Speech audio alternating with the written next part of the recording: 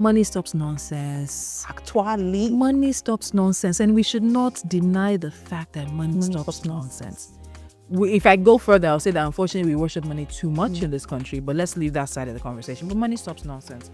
Money can sometimes cushion you from certain things. a lot of the time. A lot of the time. And I think it's necessary. I remember growing up, and I don't know where this conversation with my mom came from, but my mom was always insistent, make your own money. And I was like, why? Why do I let somebody else make money and spend it on me? But she said, no, make your own money. Do you want to ask your husband for money for pata?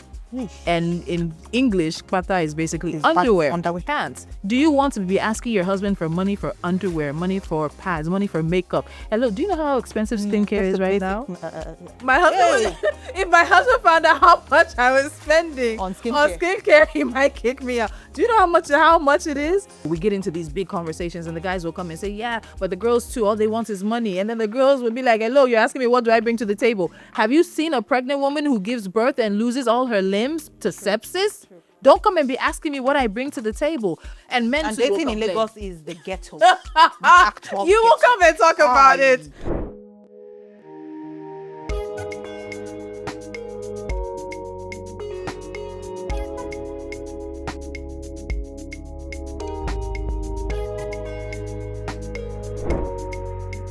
That's what she said. Welcome back, guys. So earlier in the episode, I was talking to the ladies about wallets and power. Can economic independence unlock female leadership for Nigerian women? And right now in the studio, I have Tolulope Adeleru, who is Director of Programs at News Central, in the studio with me today. Drum roll, please. I also do the dance. Let's do the dance.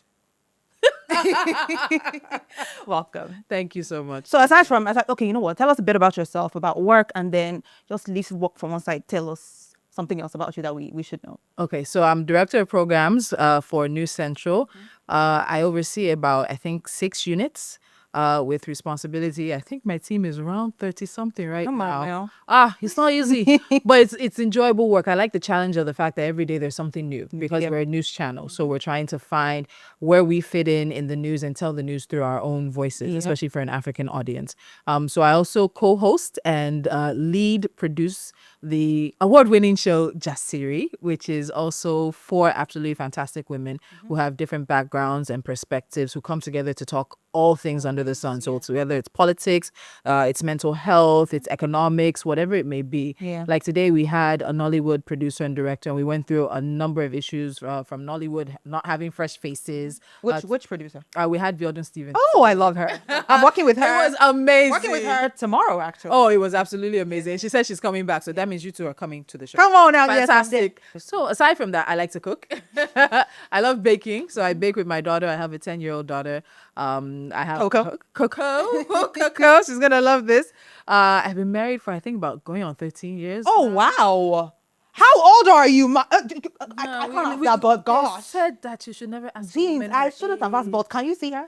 Can you see her? Hello. Okay now. 13 But years. it's been fun. It's been hard. I won't lie. And when I think about it, but my husband will never do it. I think we need to see and hear from more people who are in long, quality, enjoyable Relationships and marriages. Yes, because all the stories, not all, but the majority of stories on social media tend to make it a very negative thing. And I've seen a lot of young women, whether Nigerian or African, starting to move away from the getting married and possibly having one of those women. So that's why you're coming to Big Show too. I mean, I've recently changed my mind, but for the longest time, I was not. I was just like, I don't think marriage. Because what you're seeing, the examples you're seeing, the stories you're hearing, do not make it attractive to many young women. So we need to have those conversations because there are good marriages, there are solid friendships, solid relationships that give birth to other things. And so I like adventure. I love movies. I love reading. I love my friends.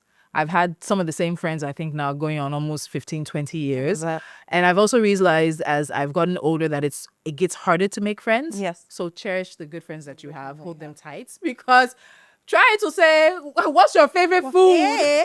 At Let me find out your color in this time and age. It's not it. Yeah. So that's just a bit about me. So when you first heard of what we were going to be discussing today, what did you think? I thought it's a timely conversation because there's so many things changing for young women, and it feels like new vistas are opening up for them in terms of what they themselves can do in broadening their horizons. There's still a lot of cultural and traditional ropes that tie many of us as African women to certain expectations and to certain situations, but I'm seeing a whole different world out there for young women, and I'm excited because I have a daughter.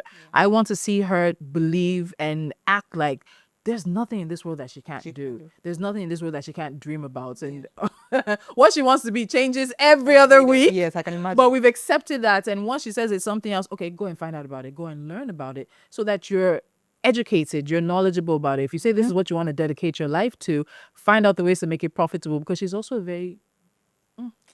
She's bougie. I love My it. daughter is I love it bougie for her. because I She's had 10, a right? conversation. Yeah, she's 10. I had a conversation with my sister. We recently traveled and said, "There's nobody who's gonna come and try to impress my daughter. Yeah. She's already I love it. has the experiences. Yes. She's seen the things. She's had the thing. So you need to come correct with something else. And I think that's an experience a lot of young girls need, so that there's nothing. It's not." Flowers are nice. As far as nice, but that's not what They should be yes, best. That's not the yes, standard yes, you're yes. looking for. And I think in some ways the standard is He's below par. Otilole. Otilole. Otilole. Ah, I have friends who are still single, and we talk about it sometimes, and I'm like, man, I don't know how you guys are doing it, because the standard, and men and too will dating in complain. Lagos is the ghetto. The actual You will ghetto. come and talk about it. Aye. And I think it's also the flip, because we off camera, and sometimes after the show we get into these big conversations, and the guys will come and say, yeah, but the girls too, all they want is money. And then the girls will be like, hello, you're asking me what do I bring to the table? Have you seen a pregnant woman who gives birth and loses all her limbs to sepsis? Don't come and be asking me what I bring to the table. So I think all those conversations and knowing that it starts with women being able to make choices. Yes. And being able to see other women who have made these Made choices choices and as well. learn from Yeah. it, because that's where leadership starts in. I don't think you have to be at the very top of the ladder. Every one of us is a leader wherever we are. Yeah. And by inspiring and by having these conversations and inspiring girls and young women to think widely, that's where leadership really is. I love that. I love that. What has been your relationship with, as regards money and independence? What has been your experience as a Nigerian woman? I don't play with my money. Money stops nonsense. Actually, Money stops nonsense, and we should not deny the fact that money stops nonsense. If I go further, I'll say that unfortunately we worship money too much in this country, but let's leave that side of the conversation. But money stops nonsense. Money can sometimes cushion you yes, from certain things. a lot of the time. A lot of the time. And I think it's necessary. I remember growing up, and I don't know where this conversation with my mom came from, but my mom was always insistent, make your own money. And I was like, why? Why do I let somebody else make money and spend it on me? But she said, no, make your own money. Do you want to ask your husband for money for pata? And in English, pata is basically underwear, pants. Do you want to be asking your husband for money for underwear, money for pads, money for makeup? Hello, do you know how expensive skincare is right now? My husband, if my husband found out how much I was spending On skincare. he might kick me out. Do you know how much it is? So the freedom to choose those kind of things, the freedom to say, you know what, I want to get up and, even if it's a lunch, take myself to lunch. I want to take this course without having to sort of to weigh the options, is why money is an important part of the conversation. That financial freedom is also what allows many people to have flights of fancy. When you don't have to think about, when you know that paying your bills are sort of guaranteed, there's a different way in which you can often think about life. There's a different way in which you can expect life to open up for you because you have those options. And money really equals options. Yeah, to be very honest. Yeah, it's no, money stops nonsense. That's Stops my nonsense thing for and it today. equals Money stops options. Yes. Uh-huh. As a woman working in media, working in TV, what are some of the challenges that you have faced as a woman? Off the top of the bat is, of course, sexual harassment. Yeah. And that happens per industry.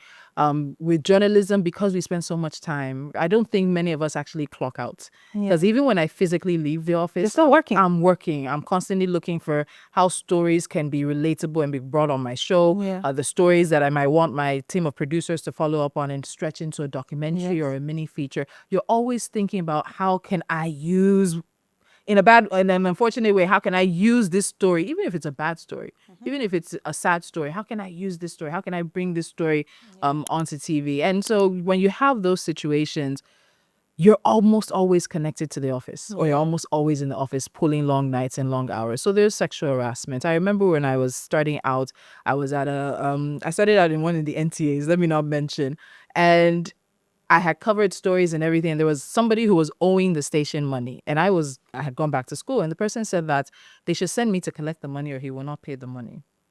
How did I become messenger for the money? I don't understand. They sent me the message and everything. I go, and they wanted you to go. They called me and said, please, I should go so they can collect the money. I said, how am I? I've done what I'm supposed to do. I'm now a tax collector. I'm a debt collector. Intern. And unfortunately, he saw me somewhere. He said they should send me to come and collect the money if they want to get paid. I just ignored. I don't know how they eventually got that money, but I realized that I couldn't go back to that place to do my internship if they were even willing to ask me to do that question. And throughout my career, it has come up, but I've been very fortunate, and I'll say it is fortunate. I've been very fortunate to work in organizations where I have bosses most of the time that don't take nonsense. Yeah. And so if you can speak to a boss, I had opportunities to speak to a boss and certain things would end. And then also I wasn't one who held my tongue. And because of the positions I was able to occupy, you almost didn't want to mess with me. Yeah. But I know that's not the situation for many young women who come into the media industry. And it's something that can chase women out of the media industry. And in that, we end up losing perspective and we end up losing diversity. Yeah. When you look at it, oftentimes, you'll see that courses or classes of journalism have a lot of young women. Yes. But when they graduate, it's usually their numbers drop. Why do you think that is? If you're looking at it in the Nigerian context, it's just get a degree and then go and get married. If you're looking at it in the context of even finding a job, it might be more difficult because journalism can be hectic. So sometimes people might choose to hire a young man over a young woman because they might feel like they don't want to deal with what comes with working with women. And it could be a number of things, but I just find here sometimes it's usually about go and get married. You've had the degree now. We sort of check that off for you, but now the next thing on the checklist is marriage. So you find them dropping out. Or if they make it in and they're in, by the time they have a child or they're pregnant, there's not always a lot of support for women. Yes.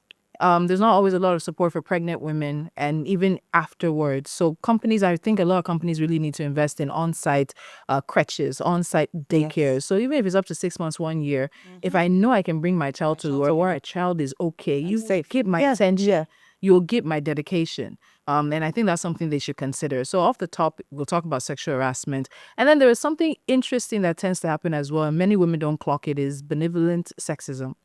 So they think they're doing you a favor by not giving you the hard stories. They think they're doing you a favor by, just stay here, but it doesn't allow you to grow in your career. So you might just think, oh, they're really nice, they're considerate, but sometimes it's benevolent sexism, which means that it's going to keep you in a cage, keep you boxed in. And maybe you're just the one doing all the family and education stories. You're never given the opportunity to really take a bite into security or take a bite into political stories. And you can do it, but they just think, oh, don't worry. It's almost like, don't worry your pretty little brain. Just stay here and give us this. And, we're doing the best thing for you. So there's also, I encountered it once. And I think by the time I had finished sharing my peace of mind, it never happened again. I wasn't the kind that you would put in a box and say, okay, you speak well, just be on radio. I wanted to get my chops in. I wanted to make sure that I was basically a 360 journalist and I understood what it means to be on the field, to produce somebody on the field, to do live hits, to do all that. And I was able to do that. I also think pay is another issue. And I'm not sure, because we don't do a lot of the research that they do outside the country, it's very difficult to really find out if there is a gender pay gap. But I think there is. There is. And I wouldn't expect that there wouldn't be in a country like Nigeria. So possibly a conversation around how much you're getting paid, how much value the organization sees in you. So that's, I think those are my top three in all actuality. And then the fourth thing, even so, comes back to sort of that crutch conversation. There will be allowances you do need to make for female staff. How are you doing that? Because when you do certain things where somebody realizes, okay, these people actually care, people tend to stay with you longer and they'll work harder because they find a workplace that can give them menstrual leave, that can put pads in the bathroom, or that they're available at admin, those small kind of things. And having bosses who you come to and say, I'm having cramps, I can't deal, I need to go home. Go home. So those kind of things build an environment where women feel safe and they feel seen. So on the flip side, if that environment is not there, it's just me coming to do a paycheck. Regarding what you said about pay disparity, there's definitely a pay disparity. I've witnessed that in my own industry, as well as the fact that some people tend to think because you're a single woman, You don't need the money. I remember this was years ago, maybe sometime in 2017. I remember a male colleague married with kids came to ask me to borrow him money, which I did. And he said he would pay in 2 weeks, which he paid later, but it was fine. And I remember walking in on a conversation. They didn't know that I heard. Somebody else was saying he wanted to borrow money. He was looking for who to borrow from. It's you. And It happened to me. He now said, do you know what even pissed me off? He said, Teniola Aladese. You don't have any. I don't have anything. I'm using money like I don't have burden. You don't have your She's own a single issues. woman. What's she doing? Ask her. She will give you. And that's when I was like, oh. So I'm now the lender. That's my work in this office. Wow. So yeah, that took me a minute. Funny enough, that happened to me too. Really? It was later. Yes, it was later that I was told that everybody knows in the office if you need money, just go to. I was like, wow. If I need money too, where am I going to? So that can happen. So that idea around if you're a single woman in this industry and you don't have any burden, you don't have any children, a marriage, family, even they don't even ask where your parents are, whatever if you're the one catering for your siblings. So again, it's sort of in terms of the expectations and in looking at what women can do for them versus what women can do for themselves and in being able to grow on the job. Yeah. Yes. Being an ambitious woman in your industry, has it caused you problems? Have you been called problematic? Maybe not problematic, but definitely ambitious. And I like the word ambitious, but I don't like the tone in which many people speak it. Yeah, because when they use it on men, they don't. It's not the same tone. It's not a bad tone. Yeah. But come to women, it's almost like it's a curse word. Yeah. And so I'm the last girl of 4. And while I was doing NYSC, I remember having an uncle who said that this journalism thing that I want to do, that it's not the right job for a woman. That one of the best job for a woman is to be a teacher. So that you work Monday through Friday, you go to work most times earlier in the morning when everybody's going, and then you're home before it's late.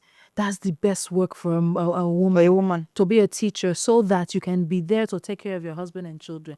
Me too, I'm looking for someone to take care of me. I want to be babies. And I always remember that story, and I said, it's not me you're talking to. And I'll tell you this, his wife was a teacher. His daughter, and he said that his daughter would always marry after NYC, and she got married after NYC. And I always think about her, and I think about the potential she had. And we'll get into culture and tradition and all that. But in terms of the question you asked, it's just interesting because you find that ambition is policed for women and girls. They tell you you can go this far, but don't go any further. Don't go further than that. Don't go further than that. Why? Because of an imaginary man that has not come most times. They don't want you. There's certain things that they tell you shouldn't do. Don't get a car. Don't get a car like this. This car is too high. If not, no man will toast you. And I'm just like, so I shouldn't live my life absolutely waiting for one man that has not come. I don't even know if he's coming. It happened to my friend. I remember she called me. She had just started her catering business. It was growing. Now she's one of the best caterers in Abuja. And she said her mom called her, and when she wanted to get a vehicle and she started out that she shouldn't get a car, that no man will want to marry her. So she would have been waiting for an imaginary man, not moving and progressing her life forward. So one, I don't like the tone in which ambition is usually said when it comes to women. And I think there's absolutely nothing wrong with ambition. We need to teach our girls to be ambitious and take risk. Yes. Men take a lot of risk. Yes. I remember one of the data I came across last year spoke about the fact that when there's an advert, a lot of men may not even have up to 50% of the requirements for the job. They will put in their CV. They will put in an application. Women wait and they think until they have 90 to 100% of the requirement. We're always almost in a safe state of self-doubt. Yeah. But you might have the requirements, but you always somehow think that you're not. Audacity. That's right there. Audacity, ambition, and they take risk. Yeah. And I think those are the things that women need to learn. We need to emulate that. So I know that when me and my husband got married, he still to this day has not told me who the person was. And I was on radio then. My show was doing well. We were starting to, gain some level of fame. We came back from our honeymoon. One of the first things, we came back from our honeymoon, and I was on air and I was using a compound name. And I introduced myself as Tolulope Adeleru. And I always remember one of the callers said, you're the problem. It's women like you. That why would I still be carrying my father's name? That I've gotten married. That it's people like me that mislead young girls. And How did you respond to that? Wow. I said, I'm so sorry that you're angry about this. There's really nothing I can do about it because that is how I plan to exist. That is how I plan to exist. And that's what she said. And that's what I said. And then I said, thank you. Have a nice day. Because, let's continue to have some etiquette. And then I remember when I had my daughter, and I know it's a cultural respect thing, but as soon as I came back and people found out her name, they were calling me Mommy Coco. Oh my And I God. told them, I said, you have 3 days. Get it out of your system. Because the next time you call me Mommy Coco, I won't answer you. I will walk past you. And they couldn't understand it. And I said, no, you cannot erase my existence. Identity just because I gave birth. Yes, I've built a career. I've built a name. That's one of the reasons we discussed. I kept the Adeleru parts. I kept my maiden name because I had already started building a career before I added Balogun to it. So I needed a bridge for people to know that it's still me. Yeah. Then I come back and I have a baby and you don't want to call me my name anymore. Unless I'm the one who told you don't call me my name. It's like, why? So your existence goes to wife and mother, and there's what happens to the woman in between. Yeah. So ambition, people will look at ambition with, especially ambitious women, and they scare them because they don't want it to be contagious. And ambition can be very contagious, which is why we need to see audacious women. Yes. So that it can, I guess I'll say it can contract. The next person can contract. Yes. The next young girl can contract the ambition. Let it spread. So with ambition, I think at the end of the day, society, expectations, we can affect how ambitious women are, but we need to change the tone and manner in which we talk about ambition because it's not gendered. Yeah. Ambition is not a word that has a gender. Yes. It is a word for people, for humans. Let anybody be ambitious. And I also think at the end of the day, as a society and a culture, we lose a lot when we hamper women, when we clip their wings for them. And I think you can point to a number of things in Nigeria that probably would have been different if women were freer and women were given the space to be ambitious. And it starts from very young. It starts from inside the home. Yes. When young girls' ambitions are clipped and caged and they're protected. It's a really interesting part of it. And, it's like my daughter is bouncing off the wall, jumping everywhere. And I remember one day my mother-in-law said, that this girl, she's acting like a boy. I said, Mommy, there's no, like in being rough, in jumping up and down, because see, it's not a boy thing. All children these days do everything. And you want them to do that. So I want her to be as ambitious as I was. I don't even think I was ambitious enough. I have a lot of people who took more risk, and it's now that I feel like I'm trying to take some level of risk with my life and my career, but I don't even think I was ambitious enough. Put yourself out there. Put yourself out there. Be in people's faces. Tell them, show them who you are, what you do, what value you can bring. Speak about what you do. Speak up. I remember many years ago, a post talked about a brag sheet, about women. Keep a brag sheet. I love that. List the accomplishments you have. And when you go back through the years, and I remember my brag sheet is like 3 pages long. I love it. Not me? Is it me that did all this? Because we tend to underestimate our own achievements and the progress we've made. So ambition is not a foul word. It's a progressive word. It's one that women need to hold on to because we need the audacity, we need the ambition, and we need the risk that men seem to have somehow and take ownership of what's happening around us. How do you think that culture and tradition and our society holds women back from actually achieving their dreams and being ambitious? It's the expectations. It's a timeline that is very, very rigid. You are born, you are raised, you're the one in the kitchen with your parents, you're the one who's doing the house, learning the housework.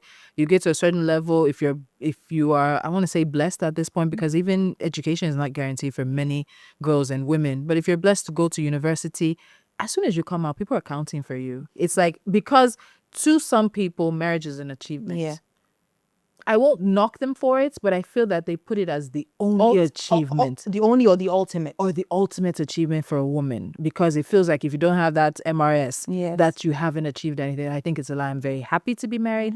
I'm happy I found a good person. Yeah. Because as you said, dating is the pit. Ghetto. Is ghetto. So I'm happy I found a very good person. That's an achievement for me.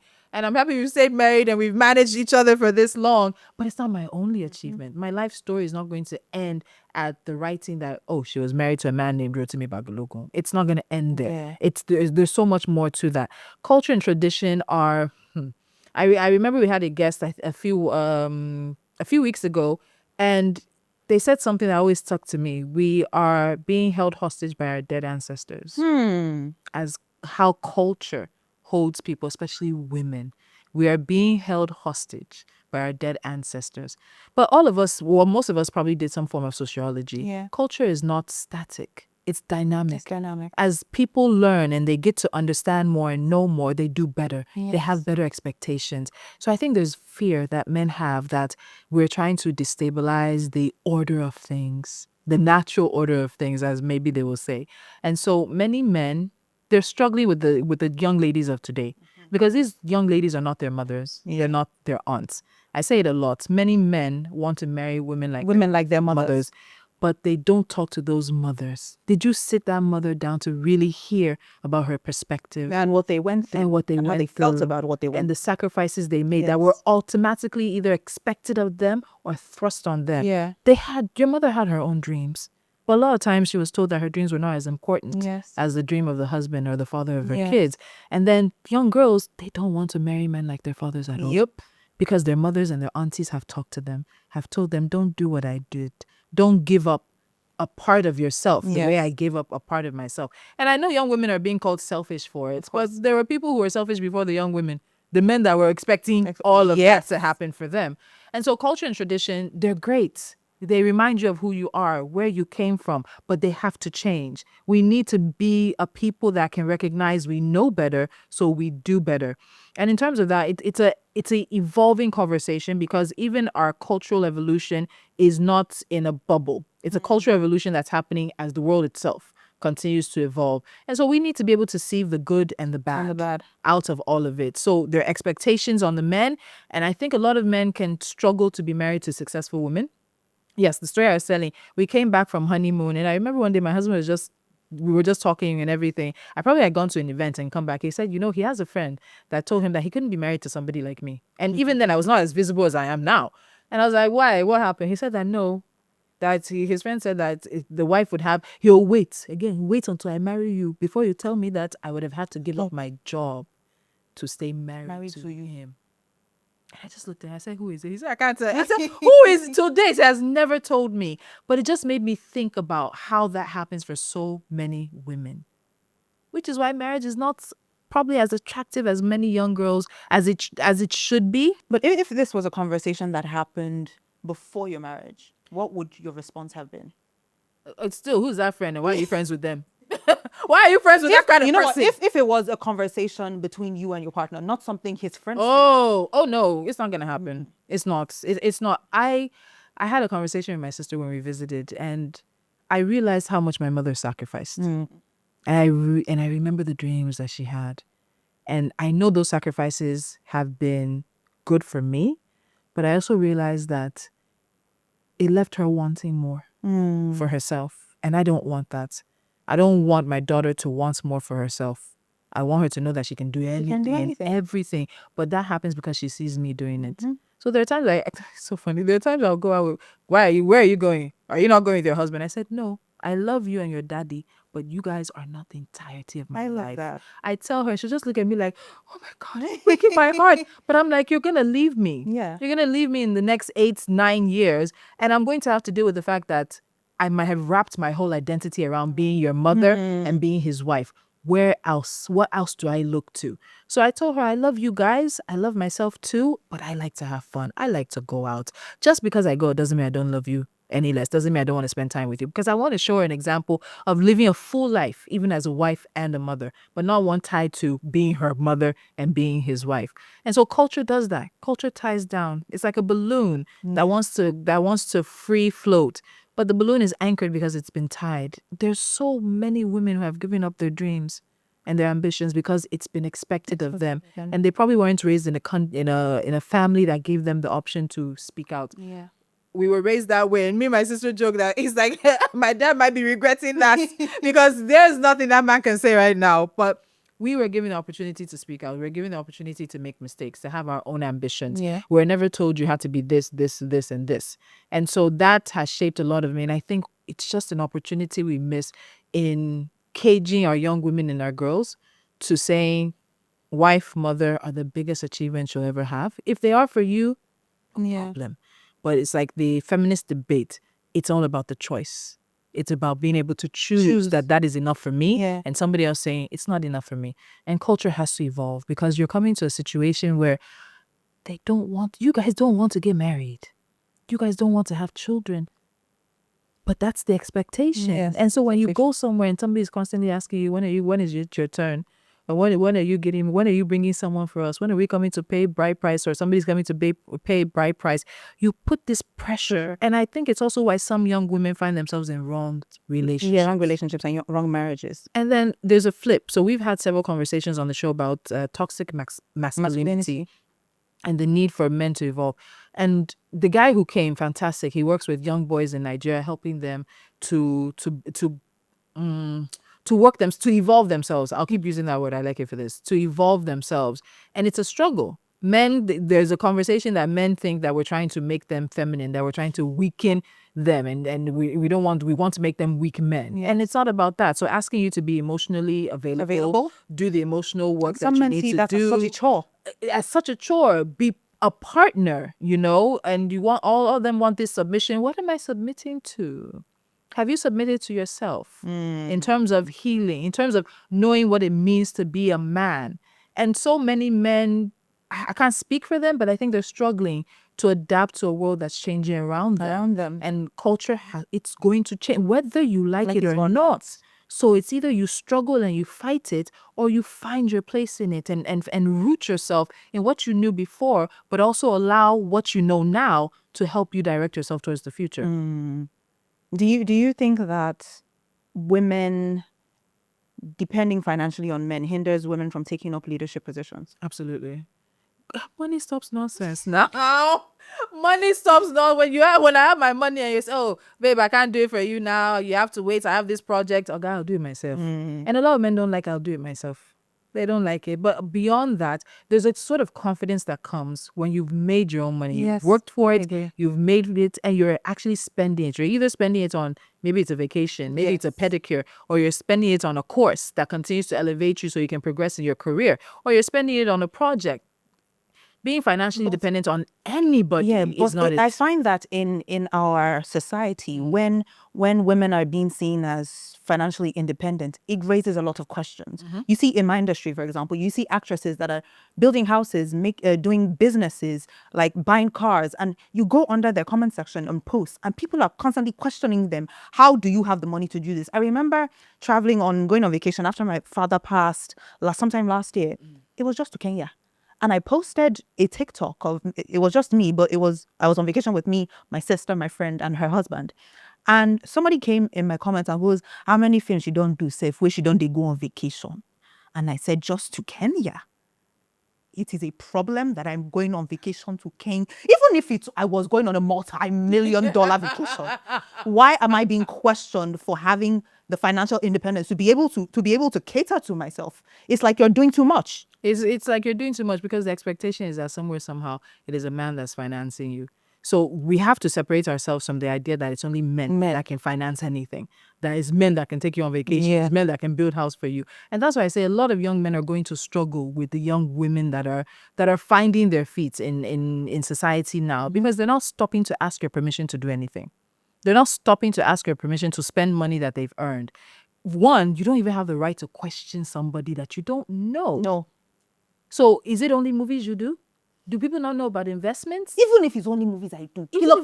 So if I do the movies and I decided to drink Gary for 3 years to be able to afford that vacation, it's nobody's business. So it's also a part of the conversation we've been having lately on, because there are sexual overtones to that question. Yes. Because what is it that men feel that women can do or are doing to get access to that money? And so it's just a really funny kind of thing. And I think with Nigerians as well, Nigerians can be very special and very peculiar. And you're asking questions of a grown woman who you don't pay her bills, who has never come out to ask you for anything. And she decides to take herself on vacation. You're saying, how many films has she done to afford the vacation? Do we know how you negotiate? Do we know what the terms and conditions are? Do we know if you're also investing in movies and they're paying you back as well? Because I think there's a lot of ignorance that often comes through a lot of the comments and conversation that we tend to have about almost anything, not just politics, maybe sports, just a small exception for maybe sports, but politics and social issues. There's a lot of ignorance at play oftentimes. Instead of somebody maybe wanting to ask questions in a way that's like, auntie, tell me what's going on. Even that one too, cut soap for me. or even the way in which they can say, tell me what's going on. Almost like, show me the way, show me the, Like, do- what? And I'm exactly. just like, And women do it too. Yeah. Women also do the same thing. And it just makes you feel that you have a society that doesn't think a woman can achieve anything, on her own. without a man.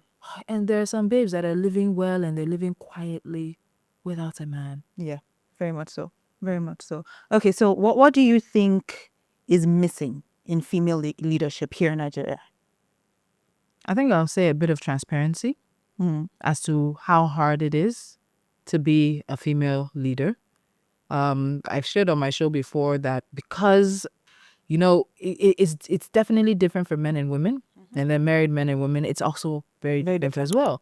And I've shared on my show before that I've had to have a mental reset. When I get home, I have to drop my director hat and become soft almost. Yeah. Because I'm used to telling me what to do. I expect this, I expect this, I expect this. And one day I think I acted like that to my husband. He's like, babe, come. I don't work for you. And he was like, okay, that's a place. And we actually had a conversation. I had to ask him, I was like, am I soft with you? Do you get that sense? He said, sometimes you're directing things, And I think for any female leader who's married, that comes up. But the flip side is all these interviews that we tend to get where they tell you, oh, they just slide the question in, do you still cook for your husband? And then that becomes the headline of a conversation with a very visible female leader. I think we do ourselves a disservice and we do young girls a disservice when those are the kind of things that are being propagated. It's hard. In any industry where you find yourself, whether it's political, in the corporate world, it is hard. I think women are held to a higher standard. Definitely. A much higher standard. We see it particularly in politics. Even when women, I always remember the situation, I think House of Reps, Patricia Ete, and how it was almost like, as a woman, you need to be 100% clean to get a certain position in politics. The moment they feel that you're not, you may have, they may have questions about you, or not. It's not that they have questions about you, but that you're an ambitious woman, you're outspoken, you change in their eyes.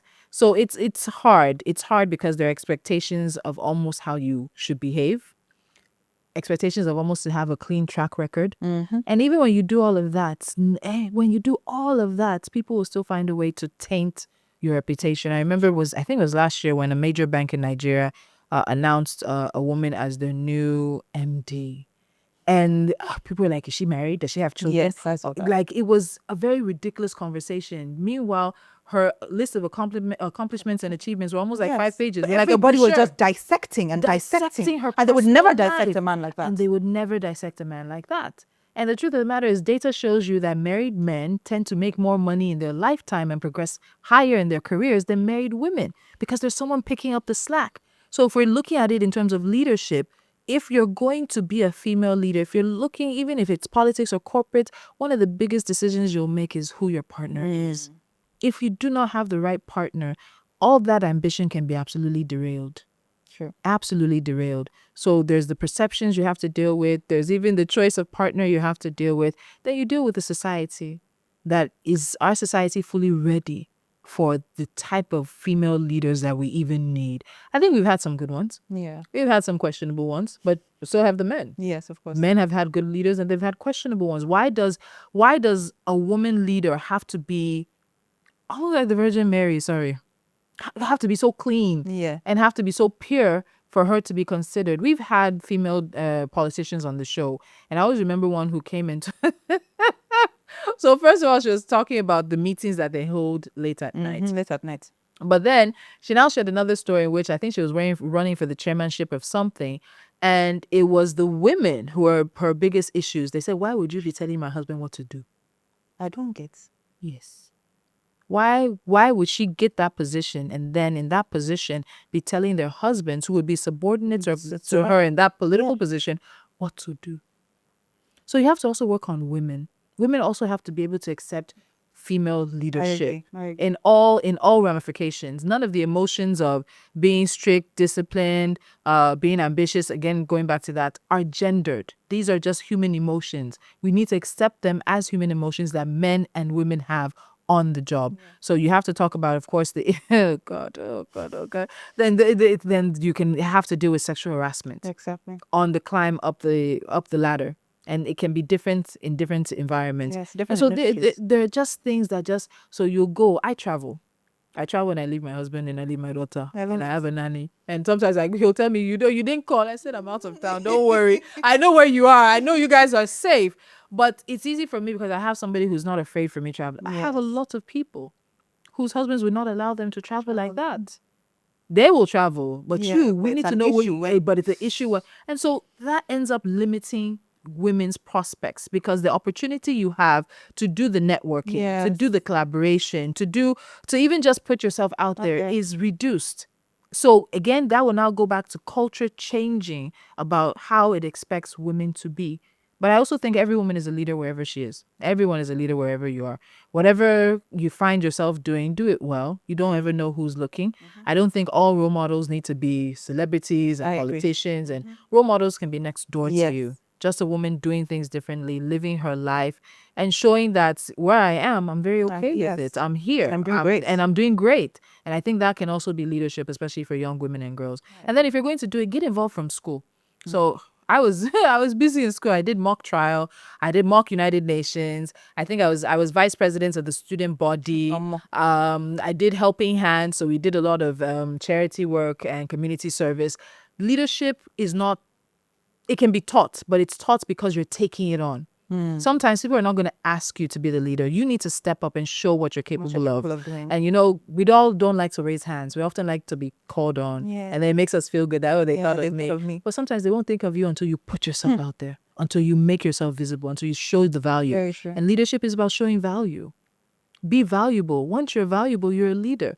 People will look to you and hold on to it, because I think there's a lot of wrong role modeling happening. Maybe is it role modeling or people choosing the wrong role models? I don't know. It's almost like chicken and egg, which came first. But I think people, young women particularly, need to find women, whether it's the industry they want to go into or elsewhere, that they look up to. And look at, and if you can, and you can have a close relationship and maybe have a mentor-mentee relationship, take that opportunity. And if not, just look at the trajectory of their life and the work path that they've, and see what it is about that person that inspires you. So that you too, because wherever you are, somebody's always looking at you. Yeah. And there's another generation coming behind you. Yes. I guess in closing, because we're coming to close of the episode, I would want to know what advice do you have for young women who are concerned that their financial independence may hinder them from finding love or being accepted? She's like, I'm sick of this. No, it's not that. So you want to give up financial independence. Some people are okay giving it up. How has that worked out for the majority of the ones we know? What happens if that spouse or that partner dies? Where does that leave you and your kids?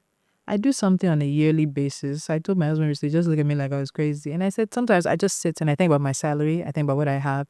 And I think if something was to happen to him as my partner, would I be able to maintain this lifestyle? Can I keep my daughter in this school? Can I keep this apartment? Can I keep living the way I'm living? I do that mental checklist. And I think probably maybe it's trauma. I don't know trauma from where or from looking, but it's just me wanting to know that I'm capable of taking care of myself on my own. What is a love that demands that you restrict yourself? A love that demands that you shrink yourself. That's not the love you should be going after. So somebody will say it's easy for me to say I've been married for over a decade, but somebody was recently killed. A woman was recently killed by her spouse in Nigeria. They've been married 11 months. Just 11 months. Her family and friends have shared voice notes and text messages From her? From her and her diary. So the police are currently investigating now. She fell in love with, it's going to sound somehow, she fell in love with somebody else, somebody on a lower socioeconomic scale. The Bible tells you, do not be unequally yoked. And unequally yoked is not just for me, it's not just about religion. It can be about education. It can be about exposure. It can be about the job you do. I think open your eyes. Look at this man in all ramifications. Look at this relationship in all ramifications. What is in it for you?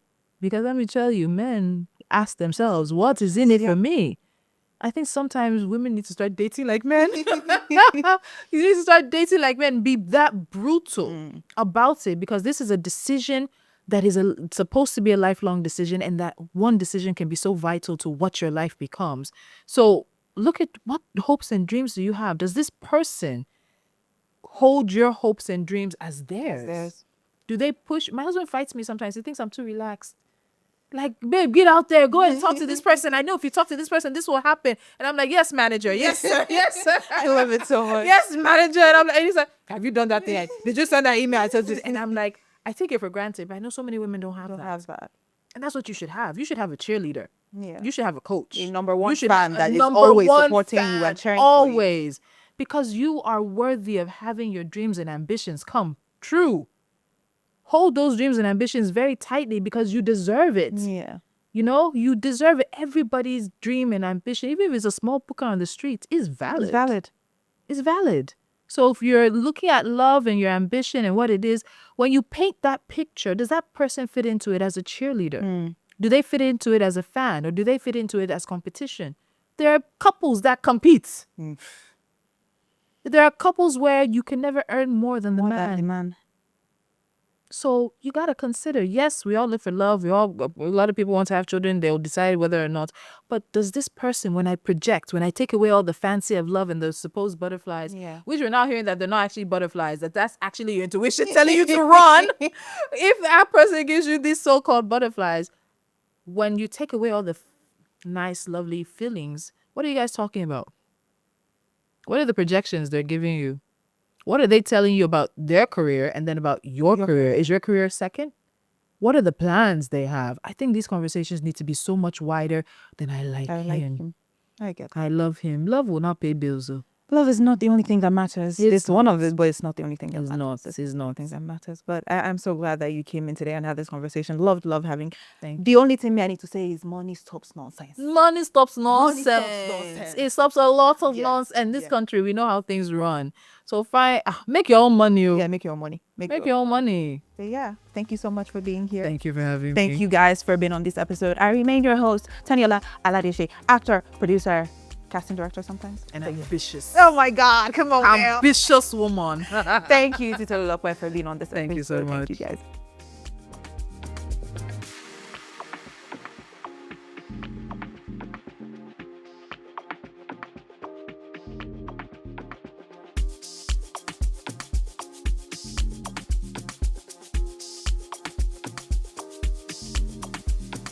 That's what she said.